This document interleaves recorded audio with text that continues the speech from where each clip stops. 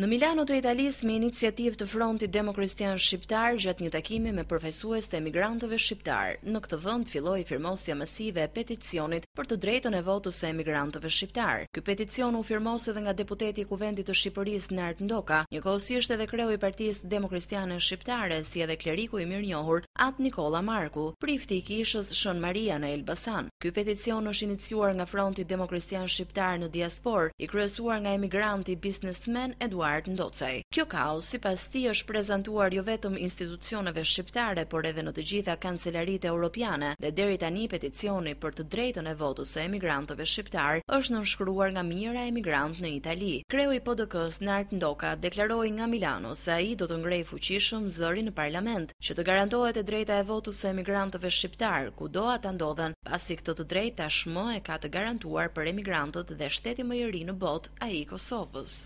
Sipas ligjit tim, duhet të përmendur jo se nuk ekzistojnë mundësi dhe infrastruktura për të bërë të tillë, por vetëm punesa e dëshirës. Për faktin që e kanë shfrytzuar në një farë mënyrë edhe pjesën militante që ekziston në Shqipëri, është një pjesë tjetër gri e pakënaqur apo e pavëmendshme me politikë si rradhja e rrugton dhe sjelljet përcaktohen nga militant e partive politike, të cilët në shumicën e rasteve e japin votën me siguritet se sa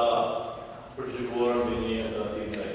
Ndërkaq ai hodhi edhe idenë e bashkimit të partive demokristiane në një front të vetëm në mënyrë që të ketë një alternativë të fuqishme demokristiane në Shqipëri në të ardhmen, sepse demokristianët janë për një politikë jashtë konflikteve dhe ndër partitë që mbështesin të drejtën e votës së emigrantëve shqiptar. Edhe kleriku At Nikola Marku e ka mbështetur idenë e bashkimit të demokristianëve dhe si qytetar ka firmosur publikisht peticionin për të drejtën e votës së emigrantëve shqiptar, ndërsa kreu i Frontit Demokristian Shqiptar Eduard Ndocaj e ka cilësuar të pafalshme për të gjitha qeveritë shqiptare privimin e 1,5 milioni emigrantëve shqiptar nga e drejta e votës prej 23 vitesh.